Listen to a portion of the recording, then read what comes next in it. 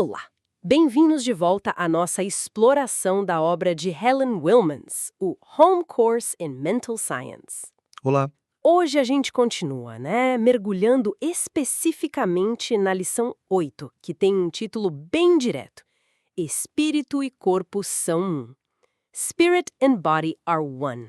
Exatamente. E olha, essa lição ele mexe com umas ideias bem estabelecidas, né? A ideia principal é essa aí. Não tem separação entre espírito e corpo. É uma coisa só. Certo. Mas aí já começa a questão, como ela define espírito? Porque a gente tende a pensar em algo etéreo, distante do corpo. Sim, sim. Para Wilmans, o espírito é a vida do pensamento, o thought life, como ela diz em inglês. E aqui está o pulo do gato. Essa vida do pensamento é gerada pelo corpo. Gerada pelo corpo? Como assim? Pensa na analogia que ela usa. A flor e o perfume. O perfume vem da flor, certo? É feito da mesma substância, mas é a parte mais sutil, mais fina dela. O espírito seria isso em relação ao corpo. A mesma essência, só que numa vibração diferente. Ah, interessante. Então essa vida do pensamento, o espírito, também é substância. Não é algo puramente imaterial. Exato, também é substância. Só que, segundo ela, é uma substância menos fixa do que o corpo físico. E o que fixa essa substância? O que dá a forma? A crença. Belief é a crença que condensa, que manifesta, que fixa a substância nessa forma que a gente chama de corpo. O corpo seria tipo o espírito que se materializou baseado em crenças. Muitas vezes crenças que a gente nem sabe que tem, herdadas, sabe? Entendi. E o espírito, essa vida do pensamento, seria a parte que quer ir além disso. Isso. É a parte mais idealista, digamos assim. Progressiva. Está sempre buscando se entender de uma forma mais elevada. Romper com essas crenças que limitam. Nossa, isso muda completamente a perspectiva sobre a morte, né? Pelo que está no material, ela não vê a morte como uma transição natural, mas como uma falha. É isso mesmo? Parece forte. É forte, sim. É uma visão bem impactante. Para Wilmans, morrer significa que a pessoa não conseguiu superar as condições limitantes, tipo doença, velhice. É como se fosse uma desistência da vida, entende? Não uma etapa necessária. Caramba, isso coloca uma responsabilidade enorme no nosso trabalho mental agora, né? Total. E é por isso que a ideia de reencarnação, para ela, faz sentido lógico. Se a morte é essa falha em superar a ignorância ou as crenças limitantes.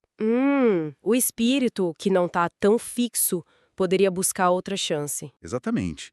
A vida do pensamento, por ser menos fixa, poderia ser atraída para outras condições talvez mais estáveis, para tentar de novo essa conquista. Não como um castigo por pecado, veja bem, mas como parte do processo de aprender a manifestar a vida plenamente. Superar aquela ignorância inicial. Faz sentido dentro dessa lógica. E é curioso como isso valoriza o corpo, né? Vai contra muitas ideias que veem o corpo como, sei lá, um peso, uma prisão para o espírito. Totalmente contra. Para Wilmans, o corpo é importantíssimo. É o laboratório.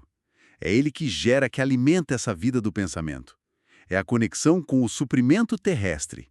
Ficar sem corpo seria uma perda terrível, porque é através dele que o espírito age e aprende aqui, no mundo visível. O corpo como ferramenta, então, não como obstáculo. Perfeitamente.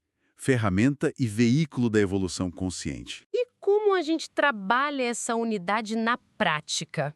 Qual é o objetivo da ciência mental que ela propõe nesse contexto? O objetivo é justamente reconhecer conscientemente essa unidade. E mais do que reconhecer, é manter essa unidade. Ela usa um termo interessante, atonement. Atonement. Tipo, estar em um? Isso, é um jogo de palavras com atonement e expiação. Mas o sentido dela é esse, a unificação consciente de corpo e espírito. É essa união que dá o poder para a gente superar as limitações e buscar mais liberdade, mais felicidade, aqui e agora, nesta vida. E essa ideia de unidade não fica só no indivíduo, certo? Ela expande isso para o universo todo. Sim, expande.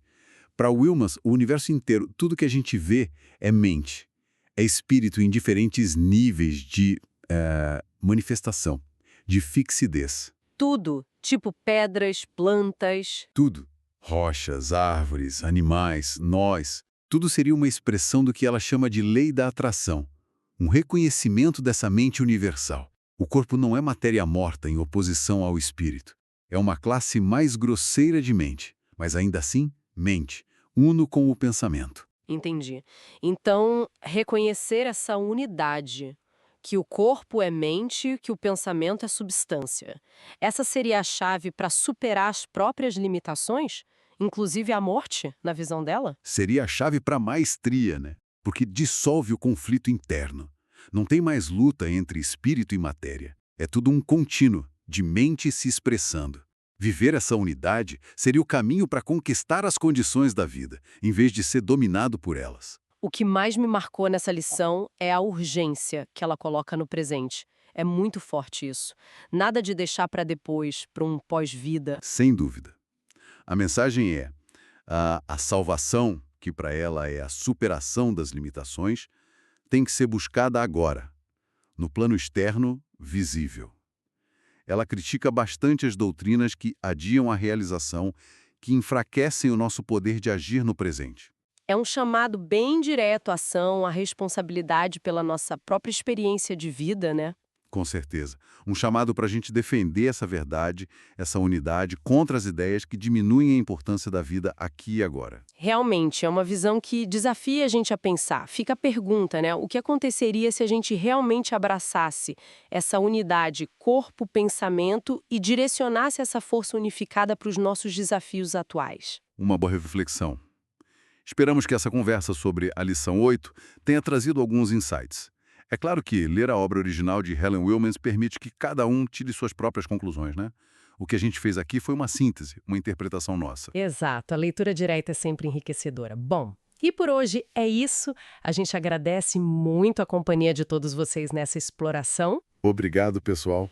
E se você gostou, se esse conteúdo está sendo útil, ajuda a gente a continuar, deixe o seu curtir, se inscreva aqui no canal e ative o sininho para não perder as próximas análises. Isso ajuda muito o nosso trabalho a chegar a mais pessoas. É isso aí. O apoio é fundamental. Em breve a gente volta com mais lições de Helen Wilmans. Continuem acompanhando. Até a próxima. Muito obrigada mais uma vez e até lá.